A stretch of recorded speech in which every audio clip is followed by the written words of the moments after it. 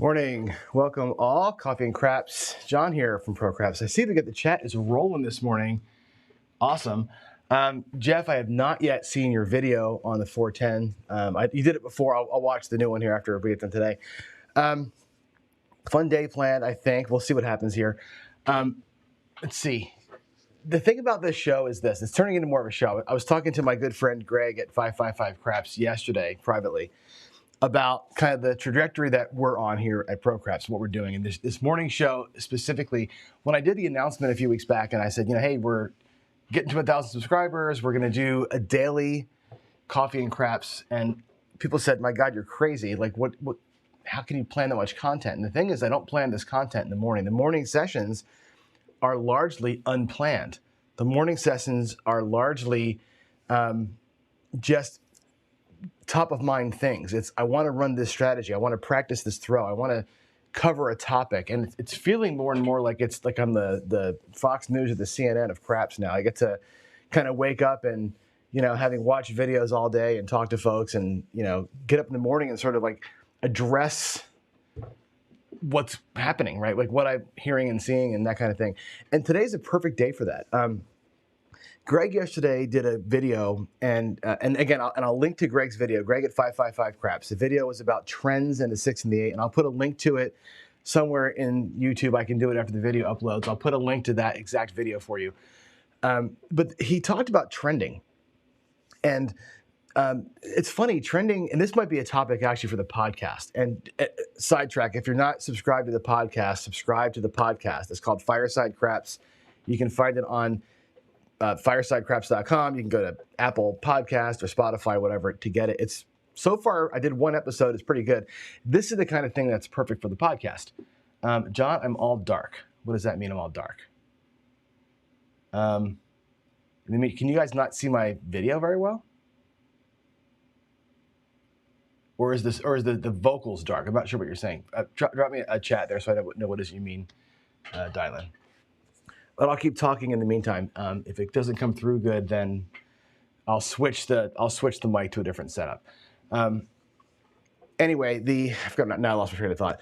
I guess we're talking about trends. So talking about trends. So yesterday, Greg's video on trends I thought was really, really good.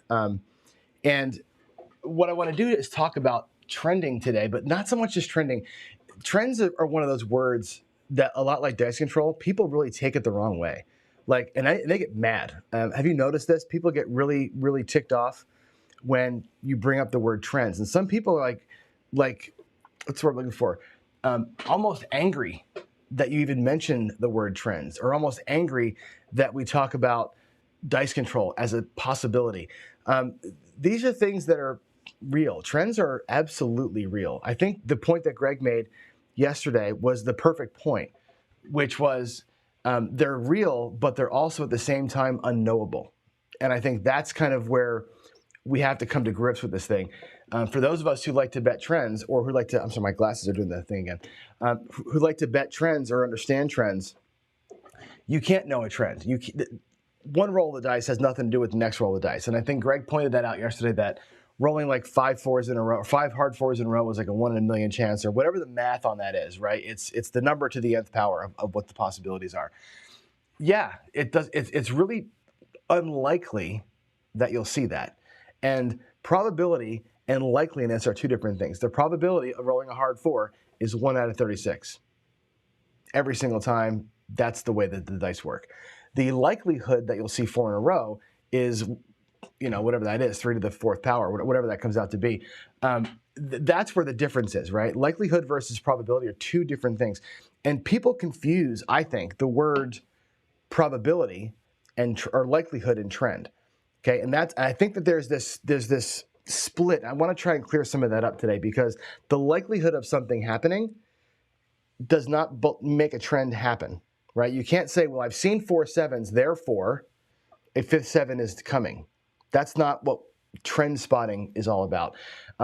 You also, by the same token, cannot say, I've seen 7 7s. The likelihood is there won't be another one, so I'm going to go all in on something else. That's the gambler's fallacy. Gambler's fallacy is all based on betting the likelihood of something happening in response to something that's already happened. and it's like flipping a quarter. There's nothing in nature that changes that. Okay. However, trends happen, and I think that the reality of this game is that trends happen. And I think that you win money in the trends, whether you bet them or not. You're winning or losing money because of trends. And the house edge ensures that. I think that's part of the reason why there is a house edge. So what I want to do is flip back to the table. I want to show you a quick example of what I'm talking about. And I'm going to build on Greg's analogies. I think Greg gave the perfect analogy yesterday, which was a boat. And if you think about a trend as the wake of a boat, the boat makes the wake after it goes. You can only look at the wake and see what direction the wake is going in after it's already happened. And that's trending. However, there are things about the trends that I think we can use to our benefits. Let's go to the table view here. And I want to kind of run this out with you a little bit. I'm going to go to this view. And I'm going to hone in on the table side view. Get the light turned on here. There we go. We'll get to, this needs to be changed over here to, hold on a second, there we go. All right, so let's think about a trend. Let's think about the simplest possible thing, which is the dark side player. All right, we'll do just straight up, person doesn't make their point. Now, the point that Greg made yesterday, and I've made this same point before, is this. The table does not work like this. I'm going to move this that way, and I'll use reds for don'ts, okay? The table does not work like this normally, right? That would be considered a super choppy table, right? Where the pass line wins, the don't pass wins, right? That would be what you would say perfect probability, generally speaking, of losses and wins, right? And if you're betting on either the pass or the don't pass, you're kind of treading water there, okay? All day long. Now, the casino ensures that this doesn't make you money because there's a house edge to it. If you just won 50% of the time on either one of those bets over the course of days, weeks, months, hours, you would lose money. That's the house edge. That's because the pass line loses on some other conditions and the don't pass loses on other conditions. They bake that in, and that's why back and forth betting like this, you're going to end up losing. The way that you win on either the pass or the don't pass is what? Tell me in chat. Somebody type the word trends in the chat room. The only way to make money is this. If you're floating along on the don't pass and then this happens, that's where you make your money. You pop a couple, 2, 3 in a row, okay? Now this way of betting is stable betting across one bet type. You're just going to bet the don't every single time. You're not going to care about the trend at all. You're not betting the trend at all. But what are you doing? You're caring about the trend. You need the trend to happen so that you can win. So there's one school of thought that says, let's just ride on one side of this thing. Let's just ride my bet style. Whatever my strategy is, ride the strategy the entire day. My strategy is based on winning multiple times in a row or more often than it loses. Pass line, don't pass line are essentially 50-50 propositions. Again, there's house edge, there's other things involved, but for all intents and purposes, that's a 50% bet. You need a trend in order to win. You need to have more of your type to come out than the other type. And that, my friends, is what a trend is. They happen. You can't predict them. There's not a damn thing you can do with your play that will change the fact that a trend is going on. Okay? Are you guys not seeing this?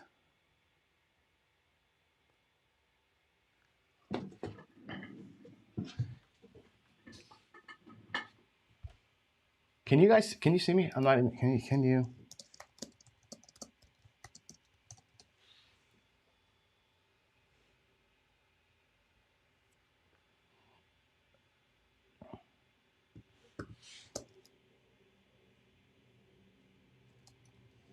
We might have a tech issue here. We'll see. I'm going to run to my channel. Yes, oh, you can see here. Okay, good. There was some. I got a text too that can you hear? You can. Okay, cool. Sorry about something weird. I got a text from Jeff here that I just noticed that he said we can't see or hear me. Waiting on me too. Okay, cool. So we're here. All right, back to my point.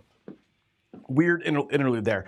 You need a trend to exist in order to win, especially on these 50-50 bets, okay? Duracell, you cannot hear me. You're just seeing the tables. That's weird. I got some weird audio problem today. But there's a delay. Interesting. I'm gonna make a quick switch here. Hold on one second. I'm gonna click a button. We're gonna do this and see if that might make it, ooh, too loud. Let's try that. Is that a little better, hopefully? It may change the quality of the audio because I'm changing microphone settings, but that might help us a little bit. Let's see. All right, let's get back to the talk here. Anyway, so you need a trend to win. Now, the thing is this, trends happen, and the strategy that we're playing this week, this 4 and 10 strategy, there we go, now it's all good. What we're playing the strategy this week is a strategy that requires a trend to happen. It's a Martingale strategy that actually ignores the trends, which is interesting because there's 2 ways to play this game, I think. One is, again, being agnostic to the trends, but capitalizing on them as a result of just waiting it out. Okay, here's this deal where you have there are 3 pass line wins in a row, right? And you're going to win. Now, the Martingale system that we've been toying with here, if this is the wake of the boat, and we'll use Greg's boat wake as an example, and you're here, and the boat's doing this, right? It's going in a straight line, and then it veers off a little bit, and you do this thing over here, and you had this string of losses. Okay, this is where the Martingale kind of hurts you a little bit because you have to ride the negative trend by building up your bet. And then if the boat makes a sudden shift back to normalcy, you only win if you drop down from the negative and get 2 wins in a row. So you're basically dealing with a negative trend and hoping like hell for a positive trend. And it's got to be a short positive trend like this for you to capitalize on it. Now, because trends do happen, the question always is, what do you do? How do you bet a trend? And how do you spot a trend? And how do you capitalize on a trend? And again, the people that get really angry when you talk about trends kind of crack me up because without trends, you can't win. If every bet was opposite of the previous bet or things happened exactly according to randomness, you'd never win. That's why craps is a negative expectation game. It's the whole reason for it. So let's look at this again. And again, I'll do it down here where it's a little clearer. If you've got this sort of chop, okay, and then you can get in and see 1, 2, 3. Let's say that this happened. Let's say this is our boat wake. That's our boat. And it has gone through chop, chop, chop, back and forth, back and forth, back and forth, and it popped 5 in a row. And then you get 2 in a row on the other side. Doesn't matter what the bets are. This could be pass line bets. This could be field bets, whatever the bet type is. If you've got that pattern, and again, like Greg says, you're here. I'll make you the black chip. You're in the front of the line. You're the boat. You can only know what happened previously. However, in the moment, when you're here and you don't know what's going to happen yet, that's the time to say, well, I might be in a trend. And here's, I think, what separates guys who go after it and win big. You can only win, remember this, in a trend. Whether you're 50-50 betting on the pass, don't pass, or if you're doing some other more aggressive style betting, you can only win money when trends happen. When something happens like this that breaks normal probability. That's the only way to win in this game over the course of time. You need that to happen no matter what bet type you're doing. The trick is to recognize it. And when you're on, if I'm playing the don't pass and I lose, I win, I lose, I win, I win, I win, 2 in a row, now you put the odds on. And that's what I'm saying is you're hoping that on the second occurrence of something, you've landed into a trend and you're going to try and ride that. Now that may hurt you, right? You may go, okay, now I think 1, 2 in, maybe 3 in, whatever your decision is. Now I'm going to go and drop odds on something and maybe keep dropping odds on something until I lose. And you're going to have 2 flat wins, 2 big wins, 3 big wins, and then you're going to lose a big win over here and you're out of the trend, but you capitalize during it. Again, I'm not saying that you can predict it. I'm saying that you can capitalize on it when it happens. And that's the difference between what I would say something like trending versus probability or versus likelihood. I think the people who get pissed off when you talk about trending think that because I'm here and it's happened twice, the likelihood is it to happen again. No, I'm not saying the likelihood is that it happens again. What I'm saying is I'm hoping that it happens again. If I'm walking around the world, right, and I'm going to my job and I'm going home, I'm going to my job, I'm going home, and then I see a bunch of locusts, right, and then I see a bunch of frogs. What are you guys doing when you see the locusts and the frogs 2 days in a row? I'm praying over here because that's going to, then you see the blood moon, you're like, oh shit, it's going down, right? That's what I'm talking about. It's like, oh, something's happening here. Let me jump into what's happening, okay? And I think, biblically speaking, that's kind of what people would probably hopefully start doing, right? Is recognizing the trend of what we're in Armageddon. And by the way, folks, we're in Armageddon right now. But this is what I'm saying, right? Craps works the same way. So we want to make sure that we're betting and being aware of the shift happening, the table getting a little bit, in our case, colder for the dark side, or hotter, or whatever you want to term it. Hot tables, cold tables happen, and trends do happen, and that's where we win. That's where we make our money. So the strategy we've been working on, again, this Martingale strategy of Wayland's, which is this play on the 4 and the 10, which again requires a trend to happen. It requires you to break normal probability. Normal probability says this is what's going to happen. You're going to have 1, 2, 3, 4, 5, 6, 7s. You're going to have 1, 2, 3, 4s, and 1, 2, 3, 10s. That's the Wayland system.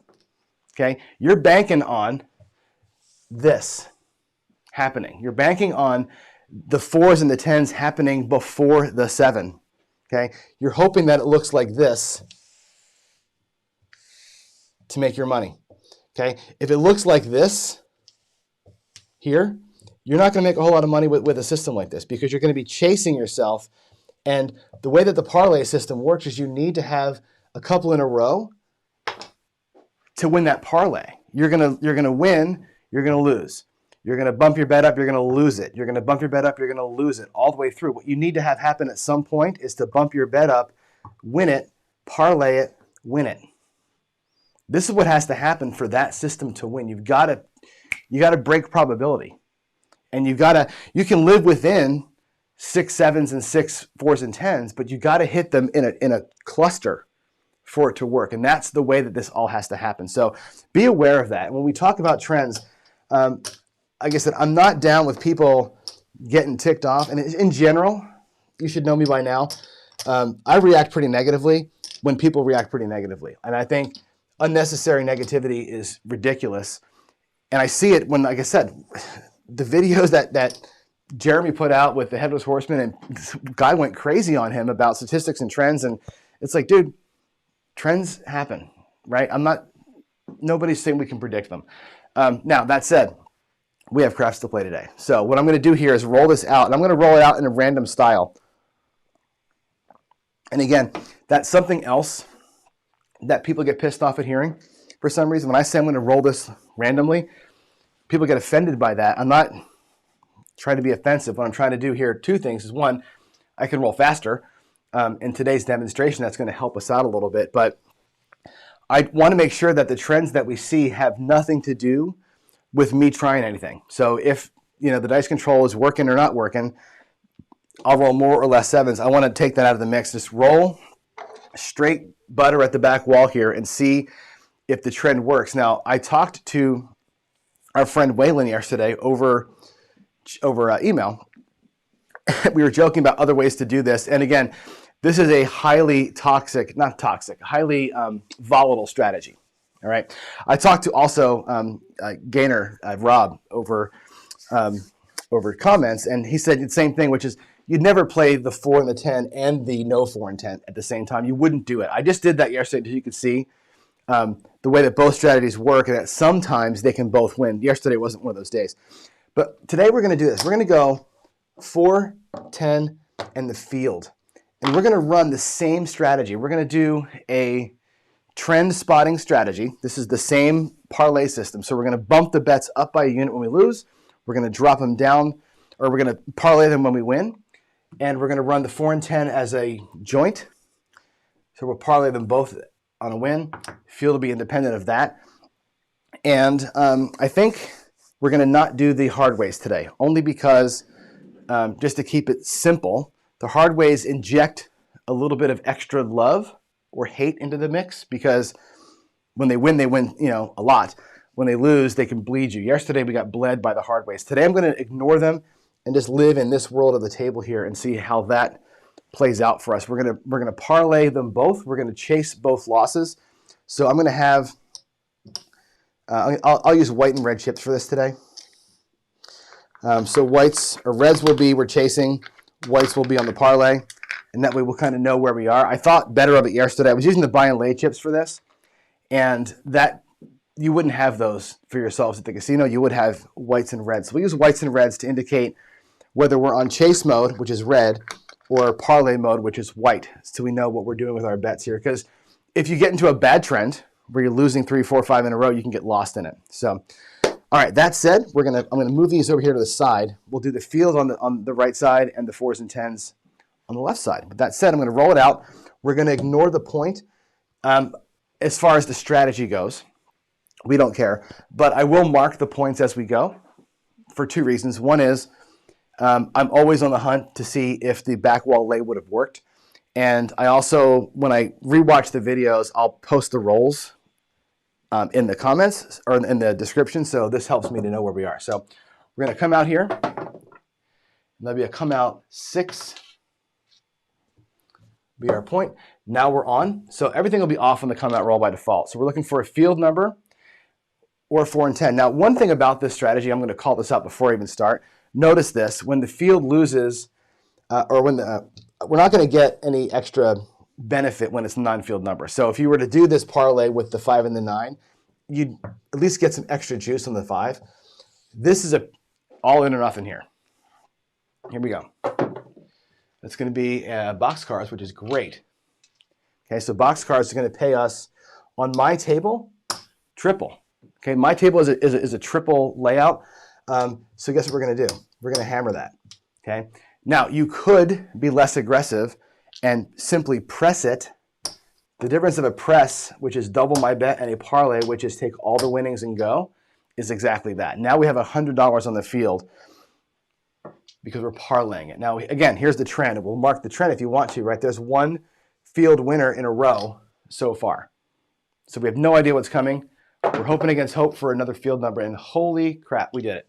Look at that. We got the shocker, which is awesome. It's going to pay us 4 in the field, okay? And because I did not even mark it, we were on the parlay system. We're now back off of the parlay. Field goes back to its original size bet, and we actually have 2 field winners in a row. So we'll keep the marking. I'll use reds and whites to mark the field trend, because I think it's important to realize that every bet on the table has its own trend. Okay, remember that.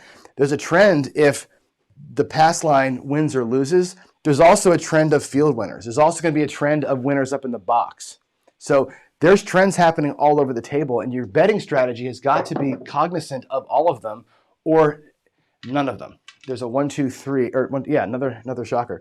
So that's going to be a single. Sorry, I paid for my own rack. That's a single win. Okay. Again, parlay it up. 3 fields in a row. So the field is on a pretty good trend right now. And again, I'm not altering my life based on that. Right. The betting strategy that I have is meant to capitalize on it when it happens. We're not chasing it. There's going to be the 5, 2, 7. I think I rolled that one. I think it was a 5. So we're going to lose that. I think I'll look at the video again later. There's your loss. There's our wake of the boat. We're going to go back out. Here we go. Hard. That's a 549. I got this really weird glare on that side, which makes it tough for me to see the dice when they land. So that's a 9. That is going to be the 4, the 10, and the field. There we go. Immediate 7 out. So now we're in this, obviously, negative trend. We lost 3. So what has to happen here? And I screwed that up, actually. So again, I'm not doing my best version of myself here. Because we lost the 4 and the 10, those bets should have been $50 each. So I owe 50 in here. And the same for the field. That should have been also a a bumped up bet. Now we're at level 3 of this thing, so we're going to have to go to 75 each. So my bad on the previous bet there. These got to go to 75. Okay, they're both in chase mode. We're on the red here, so we're chasing both the 410 and the field, following 2 negative hits, and that's why we're bumped up by 2 units here. Here we go. We got to, again, break the trend to get out of it. So we've got a Yo 11, which is good for the field. Now the field's going to be switching to parlay mode. Okay, I take a win of 3 units and I have to parlay that up. Now I need another field win. Here's where you got to catch a trend. I need another positive thing in the field to happen to win that bet. This is where the Martingale can hurt you, because you need to catch a new wave to make up for it, especially in this system, because you need 2 in a row to make it work. There's a 549, so luckily we hit it. Okay, that's going to be a $150 win. That will go back now to its standard size bet. And the field is now in normal mode. We still have to hit a 4. We have yet to hit a 4 and 10. Let's go. There's a 6, which is the field loser. So the field comes back with a bumped up bet and is now chasing. There's a 9. Okay, so the chase won. We parlay it up. Now we're in parlay mode. And again, I'm using my rack to kind of help me decide where the hell we are here. There's another 9. So we had 4 units on that. That's going to win a black. We're going to take back and rack it up. And now we're off. Field's back to normal. I think I didn't mark those 2 last rolls there. All right, there's a 1, 3, 4. Good, good. Everybody wins. We win in the field, and it gets parlayed. So the field is in parlay mode. The 4, that should have been an $80 bet. Or not, 75 is fine. 75 pays 150. Okay, we're going to parlay the 4. Now the 4 is in parlay mode. Actually, I should probably have the 10 as a separate. We'll do the 4, the 10, the field to keep ourselves straight. So the 10 is still chasing. The 4 is in a parlay. The field's in a parlay. Let's get it rolling here. That's going to be another field win, by the way. And we have a 1, 2, 3. The shocker again. So the field parlay wins. That can come back to the rack. The field is clean. 4 and 10 are still working here. I didn't mark that, by the way. There's a 6, 3, 9. Today would have been the day. There's a field win, parlay, field's in parlay mode. This would have been the day to not be doing the 4 and 10, but to do the 5 and the 9. Clearly, the 5 and the 9 would have been, I guess I wasn't paying attention. I probably hit the point a few times in there. I think I hit 2 9s as we were doing that. So I wasn't paying attention. My fault. We'll just come out here clean and see what it is. We have the 9 today. It seems to be the number of all time. So now we got a 4, 3, 7, which the puck was off. I'm not going to take the money here because I think that was a point hit. I'll go back and recheck the video and I'll fix that if that was wrong in the final tally. There's a hard 10. So our point's going to move. I'm sorry, it's a 9 rather. Jeez, that glare. Point's a 9. Now everything's back on. Here we go. There's a 6, 2, 8. So for the field player, that's a negative. We lose 50. Field comes back with 75. Field is now chasing. There's a 5. Field loses again. Field is in chase mode still. It's the second loss in a row for the field.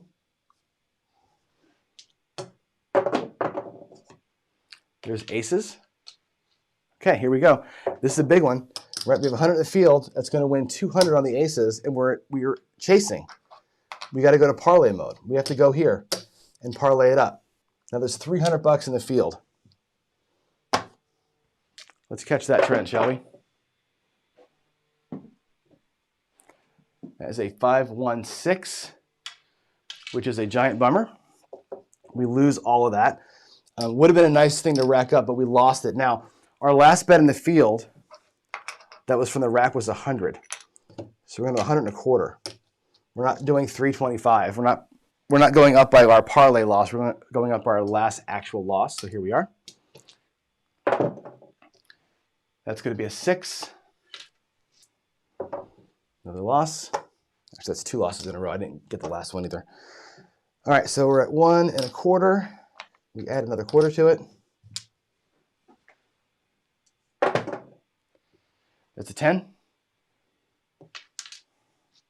It's going to be 150 in the field. Okay, we're in chase mode. Now we're parlayed up. The 10 also wins 150 for 75. We're going to parlay that up. That's going to be 2 and a quarter. I'll make those blacks to make it a little easier to read. This here also will be, we're back to 300 here in the field, it looks like. All right, so they're both on everything's on parlay mode now. Whatever we hit here, we can collect, which is solid. Let's get a white chip to mark that. Here we go. Ugh. Worst possible timing for that guy to happen. So now we're going to have to do some work here, right? You could just say, and we probably will end the session here because we're going to be not having enough bankroll to do this, but here's where the Martingale clearly gets you, right? We're going to lose 150 on the 4. We're going to lose 225 on the 10 and 300 in the field. This is one of those cases where I've heard folks walk out of this and say, man, that was a great roll. I had $800 on the table, which I think did, right? Don't judge a roll by how much you left out there. Judge a roll by how much you brought back to your rack, all right? That's the thing. How did we do?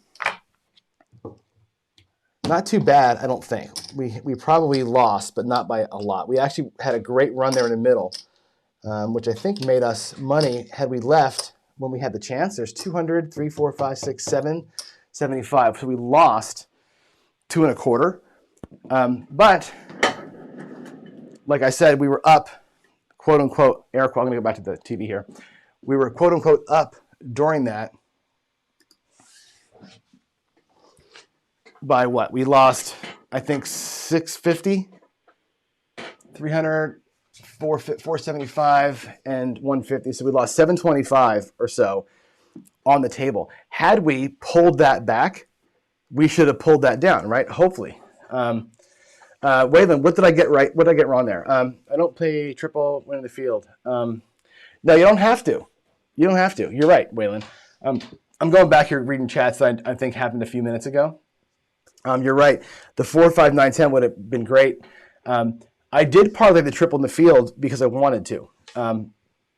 I could have just doubled the bet and done a straight parlay, but I'm playing it aggressively, and that's the way that I want to do this is show you the trend. This is not a betting system, right? This is not a press 3 times, collect once type of thing. I'm not teaching you here today how to bet and manage your money. What I'm showing you is what happens during the trend, okay? And Skill and Luck says it exactly right. I was up during the trend.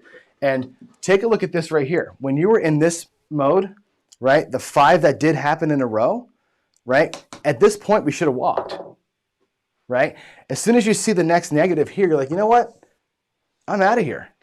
We were up for a minute there. We were definitely up, and we should have walked.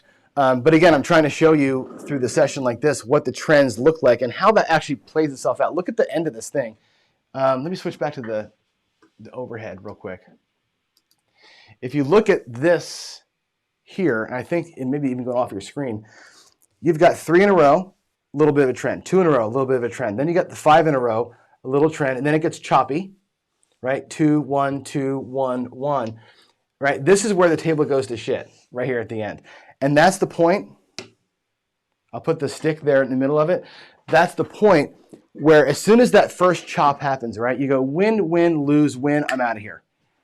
You got to spot that trend too. The trend of choppiness is a real thing, and you got to be able to boogie when you see that. So I think it's important to just see that all, and that's why I did it this way. I definitely would have boogied out of there earlier on when we were way up. So that's the story on that one. I hope that this tells the earlier story. I know we had some audio problems earlier about trending.